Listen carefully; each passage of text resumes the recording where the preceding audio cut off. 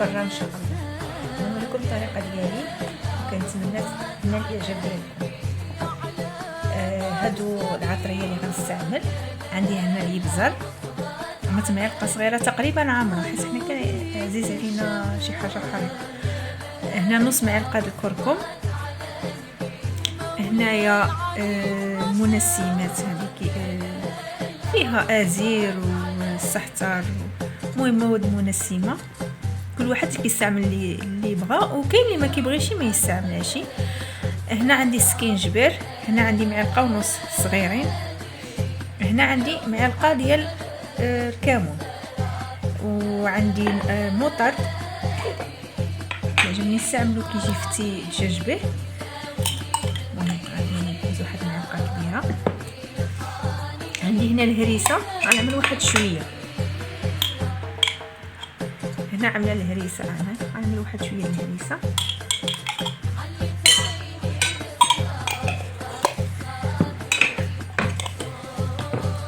نضيف العطريه ديالي كامله.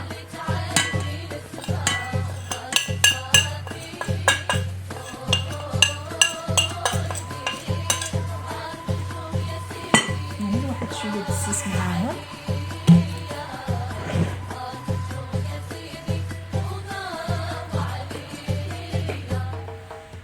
هنا عندي دجاجه كامله،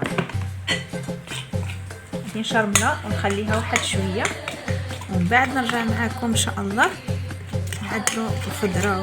عندي البطاطا، نعدل غير البطاطا ونزوق زايده بالزيتون شي حاجه. نعمل الدجاج ديالي، هو من الاحسن يبات ليله كامله، كيجي غزال صراحه، ولكن دابا انا الزوج ديالي اتصل بيا قال لك بغا واش باقا عاقله كنتي كتعمل لنا قلت ليه باقا عاقله يعني انا شحال ما عملتها له. ايوا صافي، يعني دابا نخليها واحد ساعه المكانه ونطيبوها في الفران دغيا كطيب، يعني عندها واحد نص ساعه في الفران. صافي نشرم الدجاجه ديالي كامله، نحطها ترتاح واحد ساعه المكانه، وديك الساعات انا نوريكم ان شاء الله التتمه.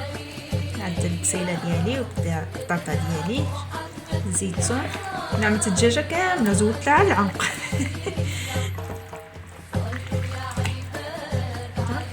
كيف ما كتشوف معايا خوتي، هذه ساعه المكانه دازت على الدجاج ديالي باش شرملته. الحاجه اللي ما صورتهاش معاكم، زيت واحد جوج فصوصات الثومه، حكيتهم خلطتهم حيت ما كانت الثومه بودره تسالت لي، واستعملت الثومه يعني جوج فصوصات الثومه بالحساب. هنايا هذه الطاوه ديالي دهنتها بواحد شويه الزيت من تحت. غادي نفرش البصله ديالي، هذا مهم كامله.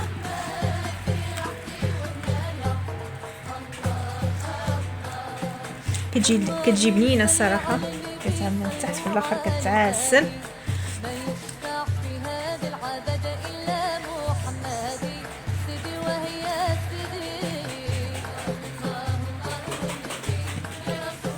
هادي عملت جوج بصلات كبارين، كان عندي غير البصله كبيره، من جوج بصلات كبارين. المهم كل واحد كيعمل على قياسه.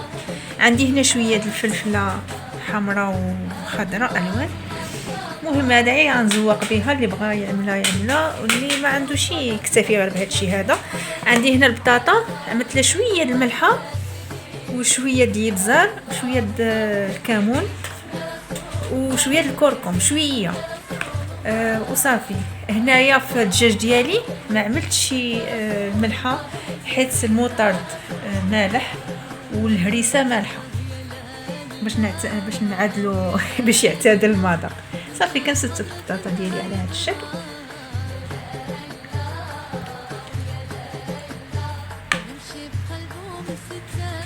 المهم الطريقه كتختلف من شخص لاخر، يعني كل واحد كيفاش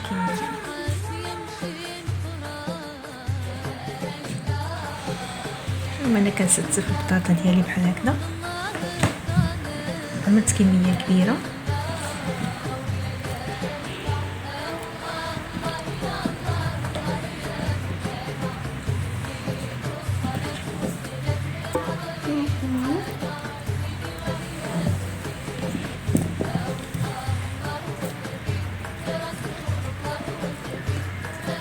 هاد الوصفات الاغلبيه كنعدلهم في رمضان، علاش كنفضلوا شي حاجه تكون ناشفه وسريعه دغيا كطيب. كتجي حتى بالحوت كتجي مزيانه.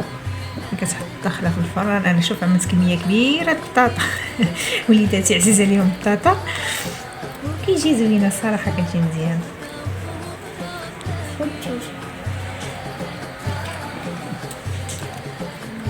ها هو الدجاج ديالي.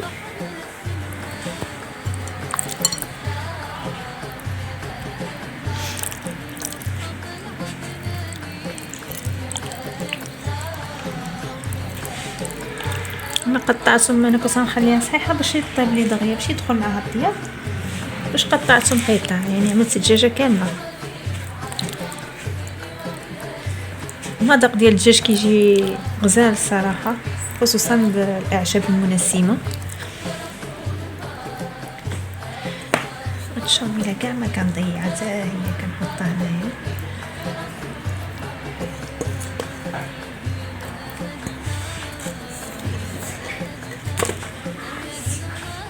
انا كنستعمل يدي، والنساء المغربيات ماشي مغربيات كاملين كلشي كيستعمل يدو. انا ما نكذبش عليكم، ما عنديش معليكات، كنزوق بالفلافل، هذا اختياري. اللي بغى يعملوا اللي ما بغاش ما يعملوش. كيعطي انا كيعجبني شخصيا، كيعجبني المذاق ديالو. ما بغيتش نعمل الحامض باش نفرقوا بينه وبين الدجاج محمر. حتى الاخر ونزوق بشويه الزيتون. وكنتمنى يعجبكم، تجربوا هاد الطريقه ديال الام ريان كيحماق عليها وحتى باه ريان دائما كيقول لي انتينا كتهضر على ولادك، كتهضر ما كتهضرش عليا. اليوم الطلب ديالو الصراحه هو اللي اقترح عليا، حيت دائما كنسولو شنو نعدل، كيقول لي اللي بغيتي اليوم هو يعيط عليا، قال لي عدلنا بحال اللي كنتي كتمنى في رمضان هذا. شوف رجب دخل هو يتفكر رمضان.